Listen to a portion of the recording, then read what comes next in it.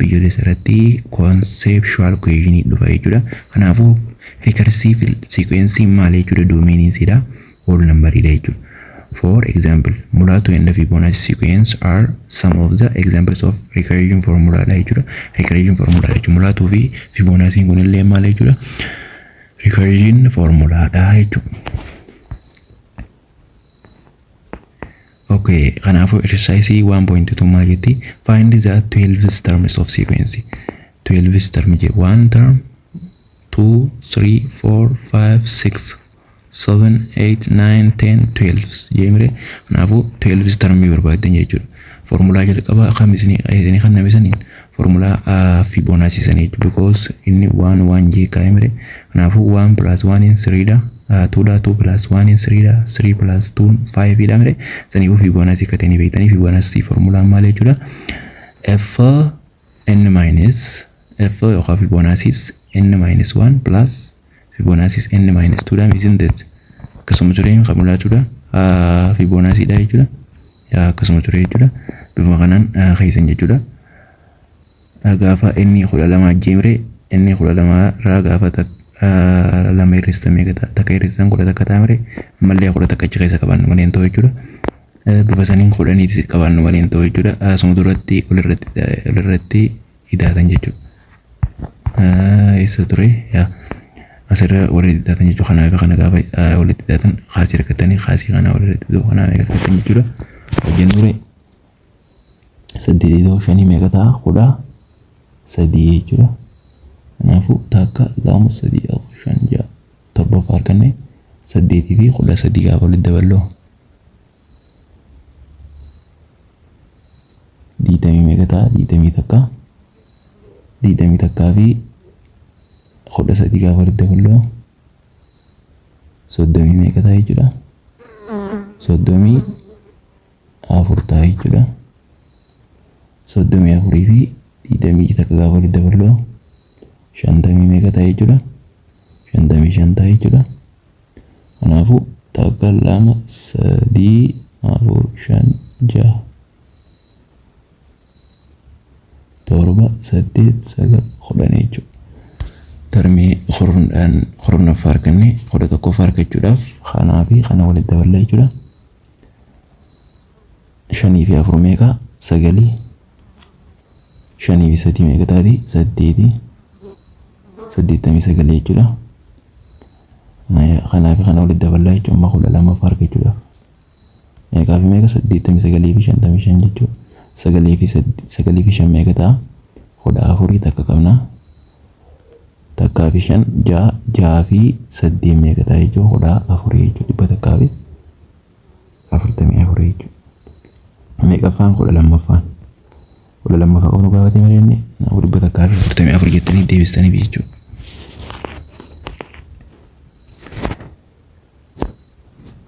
Kana fakkaataa.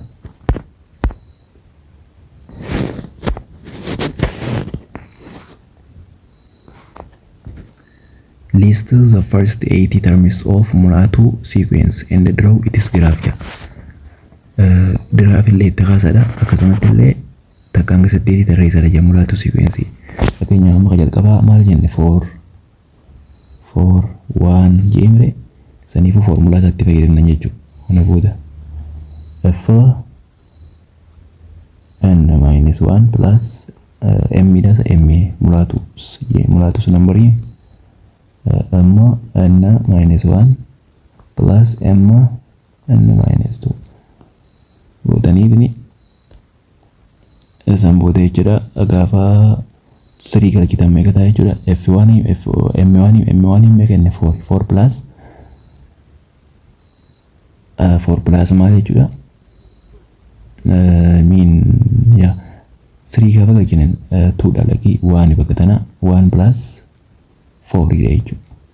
Kanaafuu meeqa ta'a? 5 hin ta'u. Bifuma saniin itti galchitan jechuudha. Kaanis 3 daami 4 gaafa itti galchitan meeqa ta'a jechuudha? 4 minus 1 in 3 dha. M 3 plus M3 plus 4 minus 2 meeqa taati? 2 hin ta'u.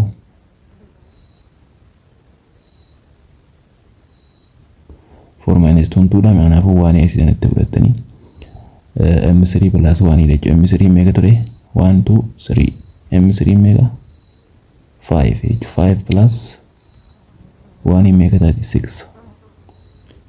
Okay, m4 5 gaafatti gajitan inni keenya 5 gaafatti gajitan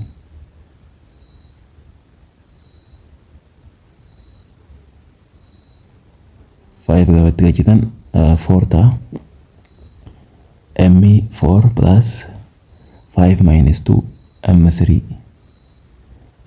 meeqa ture m3 5 ture m3 5 ture m4 no 6 ture jechuudha.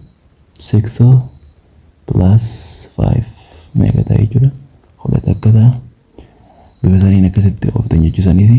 Kanaafuu 4 takka 5 6 kudha takka isn't it?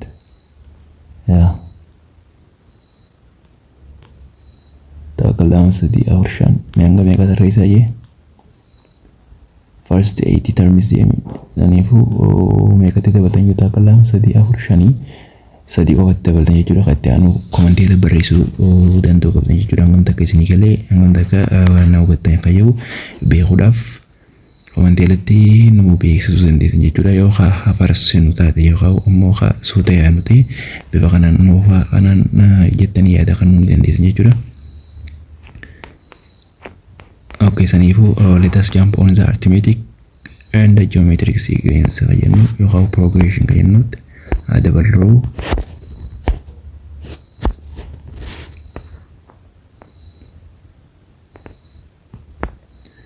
arithmetic and the geometric sequence yookaan progression kajennu jechuudha. Arithmetic sequence activity 1.3 find the difference between consecutive terms for each of the following sequences. Consecutive terms isaanii barbaade meeqaan garaagarummaan isaanii jirtu maali? Meeqaan wal caalan qayyuu kan himtan ta'a jechuudha asirratti. Fakkeenyaaf ammaasitti 3 jee 7 jedhame 7 jee 10 takka jee 10 takka jee 15 jaa garaagarummaan asii asitti jirtu meeqa jechuudha? 4 jechuudha. I think isin deddaa 4. Kanaafuu garaagarummaan isaanii 4 jechuudha. Garaagarummaa isaa 4 ta'uu isaa 7 hir'isuu 3 meeqa ta'a jechuudha? 4. Akkasuma 10 takka hir'isuu 7 meeqa ta'a jechuudha? 4. Akkasumatti 15 hir'isuu 10 takka meeqa ta'a? 4 jechuudha. Garaagarummaa isaanii 4 bifa sanii mirkaneessuu dandeessan jechuudha. Kanaas bifuma sanii warra hir'isaadha. Okay, minus 1 minus 3 meeqa ta'a jechuudha? Minus 4. Okay, minus 5 minus 1 meeqa ta'a jechuudha? Minus 1 fi minus 1 positive hin taatu. Kanaafuu positive minus 5 plus 1 ta'a ture meeqa ta'a jechuudha? Oggasa minus 4 hin ta'a ture bifa san ta'a. Okay, gaafa kaanis bifuma sanii itti fufa jechuudha. Kanas minus 9 minus 5. Okay, minus 9 minus 5. Amma kana yoo kana godhan ta'an gurtan jechuudha. Minus 5 minus 5 duraanuu minus ni qabatanii 5 hin keenya yoo kana godhan it is will be wrong jechuudha. Kanaafuu minus irraa hirrifne malee minus inni waan qabaateef miti jechuudha. Okay, kanaafuu minus positive godhan gooture. Kanaafuu minus 9 plus 5 meeqa taate jechuudha? Minus 4 taate jechuudha. Kanaafuu garaagarummaan isaanii yookaan difference consecutive term isaanii meeqa jechuudha? Minus 4 jechuudha. Kamaalee haa biidha. Akkasumatti sirra ka jiru bifuma saniin 7 irraa 3 hir'isuu 2 yookaan 7/3 minus 2 gaafa gootan bifa sanii 1/3 dhufa nafa kadhaa eegas isin yaa 1/3 dhufa. Me check it. 7/3 minus 2 gaafa ta'e 2 3 times 2 make 6 minus 7 now 1/3 isn't it? Yeah. Bifuma san fakkaata jechuudha. Kaanis yoo dalagdan kanuma isinii dhufa. Let us check it although 8/3 minus 7/2/3 gaafa ta'e 1/3 jechuudha. Denominatorin isaa waan wal fakkaatuuf numerator override irraa jechuudha 7 minus 8 minus 7 meeqa jechuun 1 over 3 dha jechuudha. Numerator keessaa tokkuma fudhanna waan ta'eef. Kanuma fakkaata jechuudha. Karaa biraatiin isa hojjechuu dandeessan fakkeenyaaf amma 2 fi 3 akkamitti argannaa yoo jala common goone akkam goone argachuu dandeenya jechuu dandeessanii. Kana godhuufis maal jechuudha salphaadha kana jechuun 2 kan dhufu jechuudha yoo 6 over 3 dhufte 7 over 3 8 over 3 9 over 3 dha jechuudha. Maal jechuun 9 over 3 dha 3 taatu 9 over 3 dha kana jechuun 9 divided by 3 meeqa taati 3 ta'an ta'e. Kanaas bifa kanaan fraction godhanii warra hir'isuu dandeessan akkuma jiru kanaan warra hir'isuu dandeessan jechuudha. That is it. Kana jechuun arithmetic sequence ya definition 1.2 arithmetic sequence yookaan arithmetic progression is a sequence in which each term except the first is obtained by adding a fixed number or positive or negative letter to the preceding term irratti kan argachuudhaaf jechuudha. Fixed number isan whether it is positive or negative haa ta'u maal goone jechuudha add goone jechuudha. Isaan sun maal fixed dha value hin jijjiiramu jechuudha. Akkuma asirratti ilaalaa turre jechuudha 4 ture kanaa -4 ture kanaa 1 over 3 ture bifuma saniin fixed dha jechuudha. Yookaan hin jijjiiramu jechuudha. Common dha hin jijjiiramu fixed dha. Kanuma irra dabalaa oofna jechuudha. Value negative is positive is total dha jechuudha. Kana meeqa dhufe -4 nu dhufne reeqa biirra dhufu activities 1.3 irratti biirratti common difference keenya meeqa nu dhufe ture jechuudha -4 nu dhufe jechuudha. Kanaafuu positive is negative is total garuu fixed number dha. Progression term irratti maal godhuna jechuudha argachuudhaaf idaanaa deemna jechuudha. For the following arithmetic sequence for the following arithmetic sequence 2, 5, 8, 11, 40. What is the first term, third term, and the common difference? First term is second term isada first term is 2 second term second term 5 third term 8 jechuudha. Common difference isaanii garaagarummaa isaa kana 5 irrisuu 2 meeqa 3 8 irrisuu 5 ta'u 3 11 irrisuu 5 8 meeqa ta'a 3 14 irrisuu 11 3 kana jechuudha. Common difference isaanii meeqa jechuudha 3. Kanaafuu hajaa argachuudhaaf maal goona jechuudha formulaa irraa baasnu jechuudha. Kanaafuu takka 2 3 4 5 bire hajaa argachuudhaaf asuma irratti 3 daballa jechuudha. Meeqa arganne 17 jechuudha. Bifa kanaan keenya formulaan akkamitti dhufe qayyoo arithmetic sequence jechuudha kan ilaallu jechuudha. Given that the first term of arithmetic progression is 10 dha. First term isaa 10 10 common difference isaa immoo -4 dha. Kanaafuu find the term of the second to fifth term. Second term irraa hanga fifth term barbaadaadha jee saniifuu second term itti isaa barbaaduudhaaf maal gootan jechuudha. First term irratti common difference kan idaana jechuudha. Meeqa ta'e jechuudha 6 ta'u -4 gisee hodhaan irratti idaatan 6 ta'a. 6 irratti gisee -4 idaanoo third term argachuudhaaf 2 ta'u 2 irratti gaafa -4 idaanoo meeqa ta'a -2 ta'a jechuudha. Bifa kanaan akkasii keessan jechuudha. Fifth zero gaafa ta'e asirratti -4 gaafa idaanoo -6 ta'a jechuudha. Bifa kanaan -6 ta'a jechuudha. Kanaafuu 6 2 -2 6 jechuudha. Second to fifth jeemre bifa kanaan keessaniif jechuudha. Exercise 1.3 for the following arithmetic sequence gadi kanarraa jechuudha. What is the first term, third term, and the common difference?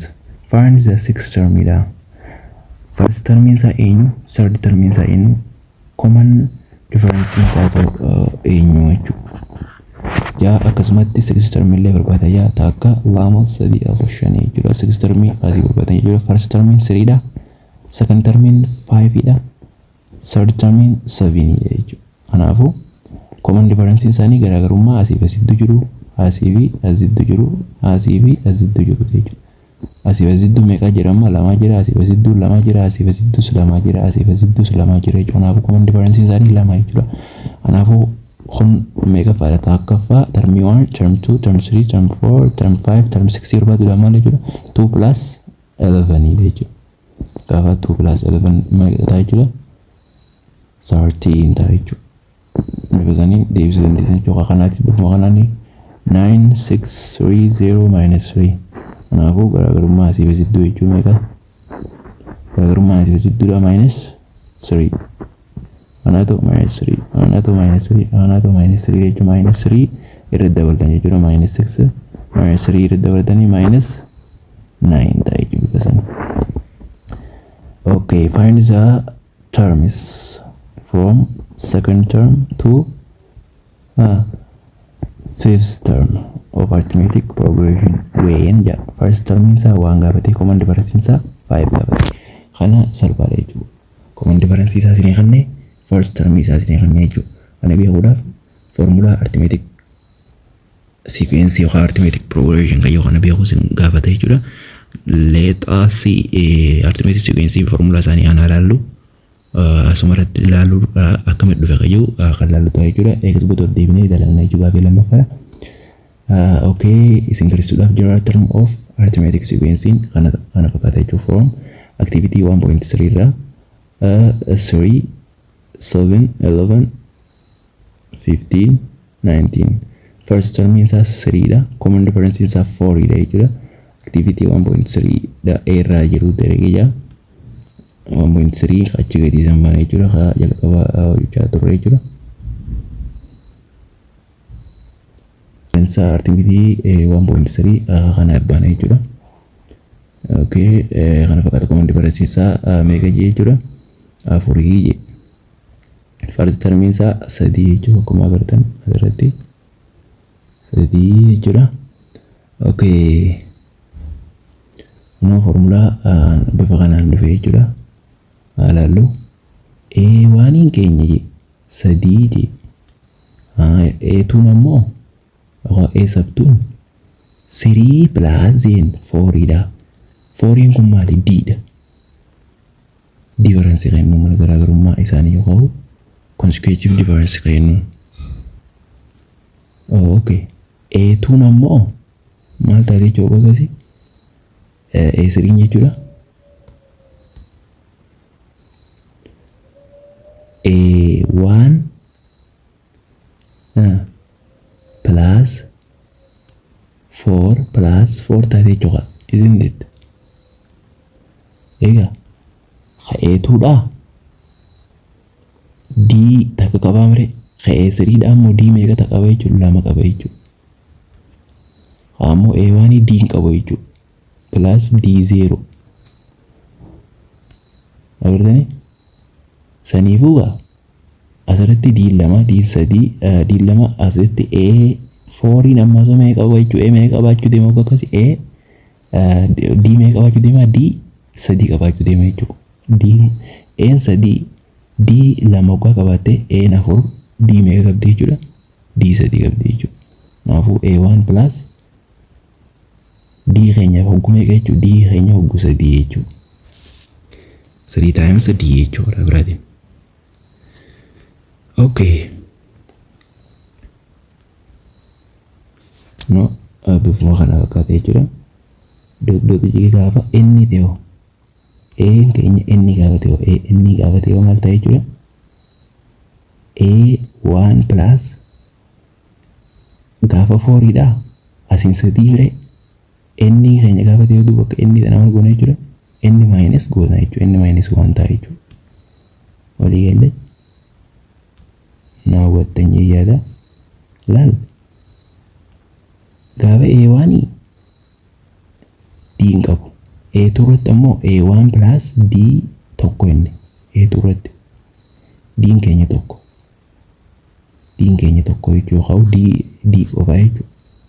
Haaya A3 irratti ammoo D keenya lama jechuudha. 4 bakka 4 kana D D jabarreessa beekaa formulaadhaaf how represent the variable kan ta'uuf jechuudha. Common variable. Okay, D dha malee kanaafuu 2D dha jechuudha. Eessatti D A3 irratti A4 irratti A1 plus maal ta'e jechuudha. D3 sadii mire 3D dha jechuudha. Kanaafuu kana jechuun A4 bakka D kana dura meeqa jira sadii jira. A3 biroo hoggaa A3 dha A1 D keenya meeqa jechuudha. D keenya 2 dha jechuudha. Kanaafuu bakka 3 tanarraa meeqa hirribnee ta'e lama arganna. Yoo meeqa hirribne 3 irraa gaafa takka hirribne 4 irraa yoo meeqa hirribne 3 arganna yoo takka hirribne jechuudha. Kanaafuu yoo bakki A tun A sab N taate maal taate jechuudha. A1 plus N minus 1